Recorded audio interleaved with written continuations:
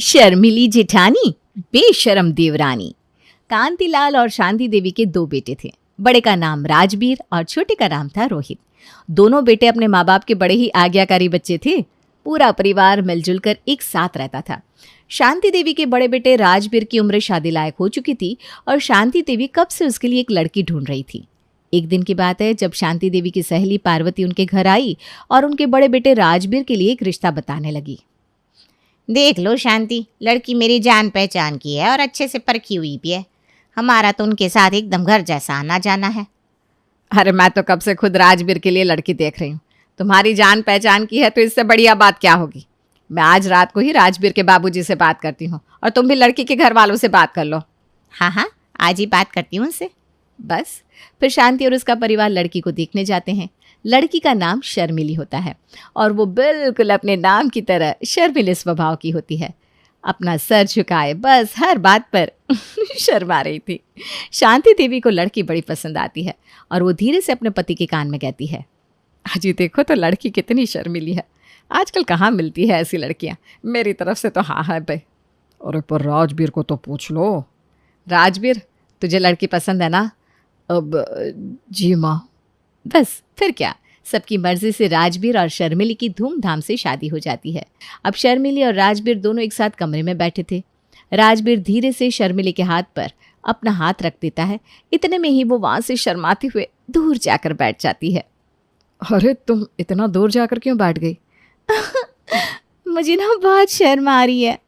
अरे कमाल हो तुम भी। अब हम पति पत्नी हैं, हमें एक दूसरे से क्या शर्माना। मुझे बहुत शर्म आ रही है।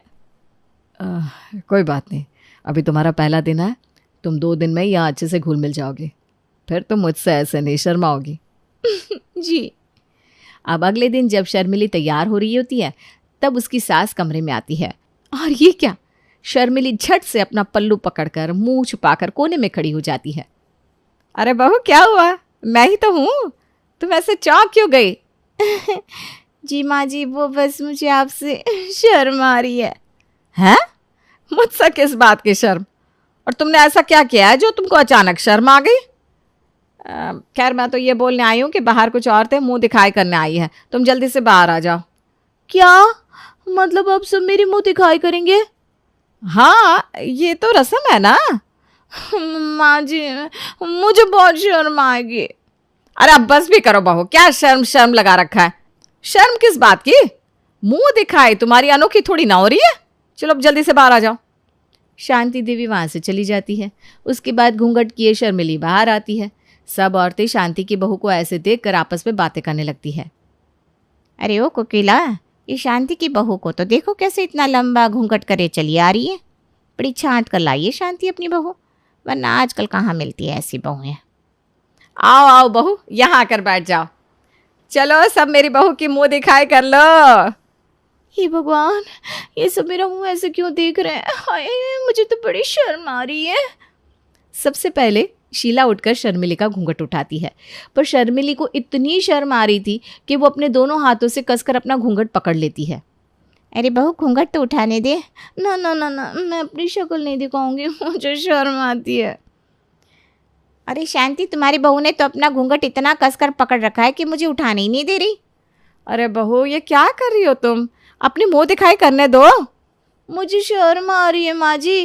अरे पर किस बात की शर्म आ रही है जो हम औरतों को भी अपनी शक्ल नहीं दिखा रही? अरे ओ शांति, तुम्हारी बहू के नैन नक्श तो ठीक है ना?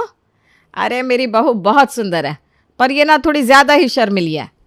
अरे बहू, हम सब तुम्हारे परिवार जैसे ही हैं, एक बार ये घूंघट तो छोड़ो। नहीं नहीं नहीं नहीं, मैं अपनी शक्ल नहीं दिखाऊंगी, मुझे बहुत शर्म आ रही है। एक तरफ शीला घूंघट खींच रही थी, दूसरी तरफ शर्मिली। शीला को एकदम से बड़ा गुस्सा आ जाता है और वो जैसे ही अपने हाथ से घूंघट छोड़ती है तो शर्मिली दूर जाकर गिरती है और उसका घूंघट अपने आप ही ऊपर हो जाता है। सब औरतें शर्मिली को देखकर जोर जोर से हंसने लगती है। शर्मिली बेचारी जमीन पर पड़ी अपना पल्लू संभाल रही थी कि उसकी सास शांति को उस पर बहुत तेज गुस्सा आ रहा था। लो बहनों, हो गई मुंह दिखाई। शांति की बहू ने तो एक साथ ही सबको अपना मुंह दिखा दिया। जाओ बहू, तुम अपने कमरे में जाओ। सब औरतें अपने अपने घर चली जाती हैं। शांति अपनी बहू के शर्मिलेपन से थोड़े ही दिन में बड़ी परेशान हो जाती है। वो ना तो किसी के सामने आती, ना किसी से बात करती। कुछ बात बोल दो तो ऐसे ही शर्मा कर भागती कि पूछो मत। समय ऐसे ही गुजर जाता है और 1 साल पूरा हो जाता है। 1 साल के बाद अब शांति अपने दूसरे बेटे के लिए एक लड़की देखने लगती है। एक दिन कांतिलाल, शांति देवी और रोहित तीनों लड़की को देखने जाते हैं। लड़की का नाम होता है नंदिता, जो काफ़ी सुंदर थी। लड़की तो काफ़ी सुंदर है माँ, मुझे तो लड़की बहुत पसंद है। बस फिर कुछ ही दिनों में रोहित और नंदिता की भी शादी हो जाती है। नंदिता बड़ी खुशी खुशी अपने ससुराल में पहला कदम रखती है। आओ बहू, अंदर आओ, तुम्हारे ससुराल में तुम्हारा स्वागत है। थैंक यू मम्मी जी। नंदिता और रोहित दोनों कमरे में जाते हैं और बैठकर खूब सारी बातें करते हैं। कब सुबह हो जाती है पता ही नहीं लगता। सुबह सुबह शांति जब नंदिता को बुलाने आती है तो नंदिता अपनी नाइटी पहनकर कमरे में घूम रही थी। हे भगवान, बहू कमरे को अंदर से बंद तो कर लिया करो। अरे वो मैं भूल गई थी। वैसे भी मेरे कमरे में आपकी और शर्मिले भाभी के अलावा कौन आएगा। अरे तो तुमको हमारे सामने भी ऐसे कपड़े नहीं पहनने चाहिए ना। ओ मम्मी जी, मैं तो अपने कमरे में ही पहनकर घूम रही थी ना। अब आप ही तो मेरे कमरे में आई हो। ठीक है ठीक है, अब ज़रा जल्दी से नहा धोकर तैयार हो जाओ और अच्छी सी साड़ी पहनकर बाहर आ जाओ। सब औरतें मुंह दिखाई के लिए आई हैं। ओ वाओ, मुँह दिखाई। आई लव दिस मुँह दिखाई। अब तो मुझे बहुत सारे गिफ्ट मिलेंगे ना। मेरे तो मज़े ही आ गए। शांति को नंदिता की हरकतें बिल्कुल अच्छी नहीं लगती। वो बड़बड़ाती हुई वहाँ से चली जाती है।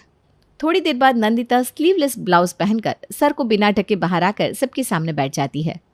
हेलो आंटी जी, कैसी हैं आप सब। अरे ये शांति की बहू ने कैसा ब्लाउज पहना है, बाजू भी नहीं है इसमें तो, और घूंघट भी नहीं कर रखा।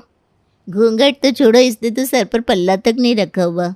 सारी औरतें नंदिता के बारे में तरह तरह की बातें कर रही थी और एक तरफ शर्मिली बहू अपना पल्लू पकड़े कोने में खड़ी शर्मा रही थी। देखो तो ज़रा, एक बहू को इस घर में आए 1 साल हो गया पर अभी भी शर्मा आ रही है, और एक बहू है जो कल ही आई है और ऐसे बेशर्मों की तरह सामने आकर बैठ गई। अरे आंटी जी, आप मुझे देखने आए हो या आपस में बात करने। हाँ, अरे शांति, कहाँ से ले आई तुम इस बहू को? देखो तो कैसे पटर पटर बोल रही है, बिल्कुल भी लाज शर्म नहीं है इसे तो। सारी औरतें मुंह बनाकर वहां से चली जाती है। शांति अपनी बहू नंदिता पर गुस्सा करने लगती है, पर वो तो उल्टा अपनी सास की ही गलती निकालने लगती है। अरे मम्मी जी, आप ही क्या पड़ोसनों के चक्कर में मुझे सुना रहे हो। कंजूस औरतें बिना कुछ दिए चली गई और ऊपर से सारे समोसे भी खा गई। हे भगवान, ये मैं किसे ले आई। शांति अपना सर पीटकर वहां से जाने लगती है। तभी सामने शर्मिली बहू आ जाती है। अब तू इधर क्या कर रही है? राजवीर अभी अभी ऑफिस से आया है, उसकी तबीयत ठीक नहीं है, तो जाकर उसके पास बैठ जा। मुझे शर्म आती है मम्मी जी। अरे क्या मुसीबत है, एक बहू शर्मिली तो एक बेशरम, कहाँ फंस गई हूँ मैं। शांति जब वहां से चली जाती है तो नंदिता अपनी जिठानी के पास आती है और कहती है, अरे भाभी, आप ये हर वक्त शर्माती क्यों रहती हैं? और अभी आप मम्मी जी से क्या बोल रहे थे? आपको अपने पति के पास बैठने में शर्म आती है? हाँ, तो मुझे उनसे बहुत शर्म आती है। अरे शादी की 1 साल बाद कौन अपने पति से शर्माता है? मैं शर्माती हूँ ना, मैं तो शर्म के बारे उनके पास बैठती ही नहीं। नंदिनी अपनी जेठानी के ऊपर बहुत हंसती है और पूरे घर में उसका मजाक बना देती है। इस बात पर शांति को बड़ा गुस्सा आता है। समझ में नहीं आ रहा मैं इन दोनों का करूँ तो क्या करूँ। अरे क्या बात हो गई शांति, क्यों परेशान हो इतने? अरे परेशान कैसे ना हो, जिसकी ऐसी नामुराद बहू हैं वो सास तो परेशान हो गई। क्या कर दिया तुम्हारी बहुओं ने? क्या नहीं किया ये बोलो। ये देवरानी जेठानी एक दिन मुझे पागल करके मानेंगी। जेठानी इतनी शर्मीली है कि बात बात पर शर्मा कर भाग जाती है, और देवरानी इतनी बेशर्म कि जहाँ शर्माना चाहिए वहाँ भी बेशर्मों की तरह पटर पटर बोलती रहती है। ये तो बड़ी समस्या है, इसका हल तो तुमको ही सोचना पड़ेगा। हाल तो मैं सोच कर रहूँगी। बस फिर क्या, शांति देवी इस समस्या के बारे में सोचती रहती है और अगले दिन तक इसका हल भी निकाल लेती है। बस फिर वो घर और तिजोरी का गुच्छा लेकर बैठ जाती है और दोनों बहुओं को आवाज़ देकर बुलाती है। आ गई दोनों, अब ध्यान से मेरी बात सुनो। देखो, यह है इस घर की तिजोरी की चाबियों का गुच्छा। अब मैंने फैसला कर लिया है कि मैं ये गुच्छा अपनी दोनों बहुओं में से किसी एक को सौंप दूंगी, पर किसको दूं, बस इसी दुविधा में हूं मैं। सोचना क्या है मम्मी जी, इसके लायक तो बस मैं ही हूँ। अब देखिए ना, जेठानी जी तो हर वक्त शर्माती रहती हैं। अरे पर शर्मिली बहुएं घर तो संभाल ही सकती है। सही कहा तुमने बहू। चलो एक काम करती हूँ, आज मैं तुम दोनों को एक एक काम देती हूँ, और जो 1 महीने तक इस काम को बखूबी निभाएगा, ये चाबियां उसी को सौंप दूंगी।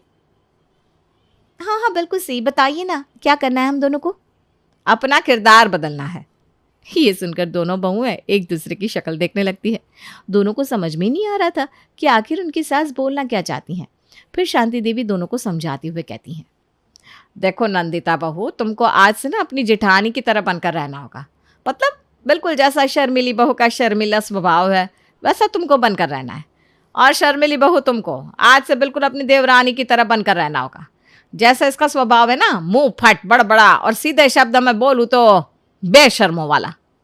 मम्मी जी आप मुझे बेशर्म बोल रही हैं? अरे मैंने तो बस समझाने के लिए बोला है। खैर ये बात छोड़ो और आज से ही तुम दोनों का काम शुरू। बस फिर क्या था, दोनों देवरानी जिठानी वहाँ से चल देती हैं।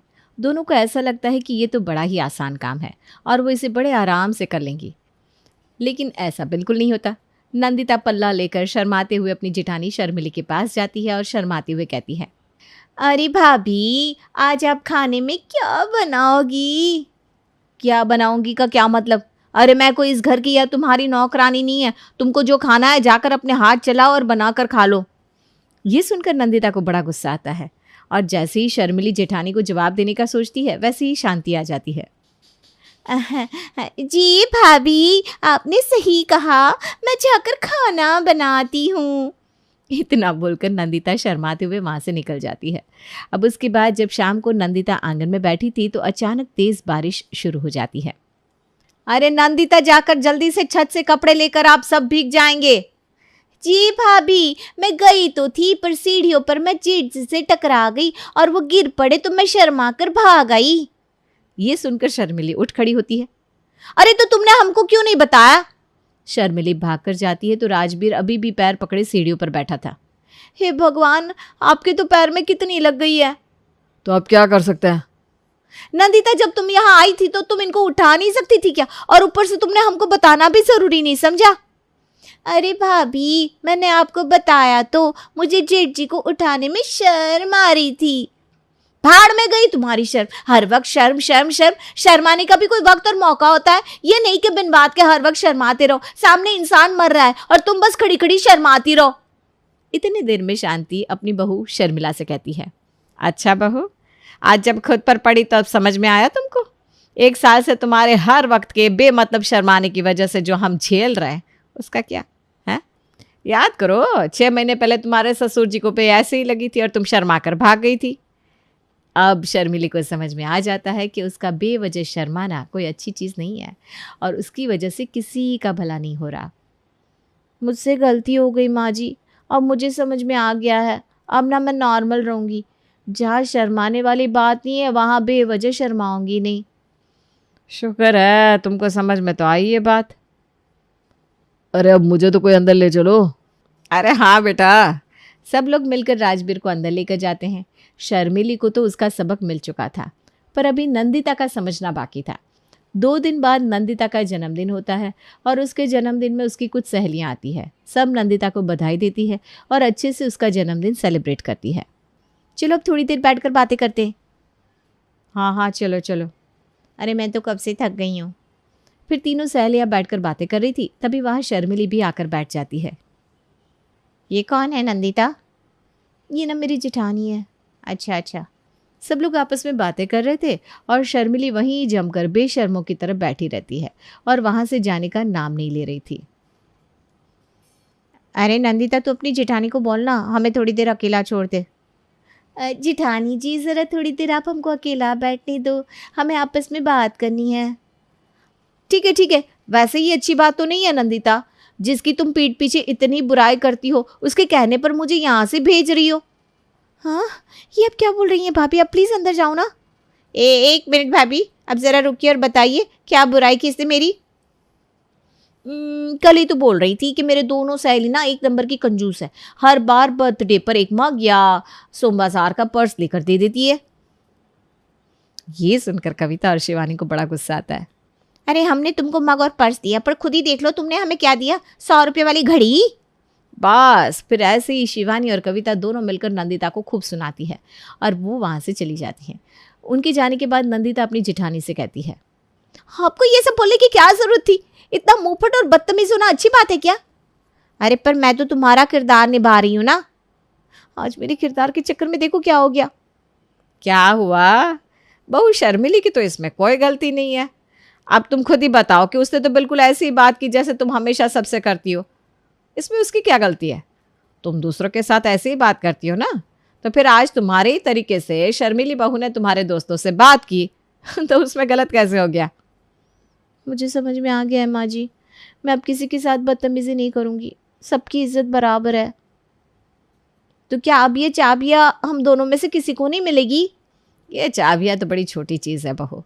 जो मैं तुम दोनों को सिखाना चाहती थी वो आज तुमने सीख लिया, और वही सबसे बड़ा खजाना है, मेरे लिए भी और खुद तुम्हारे लिए भी।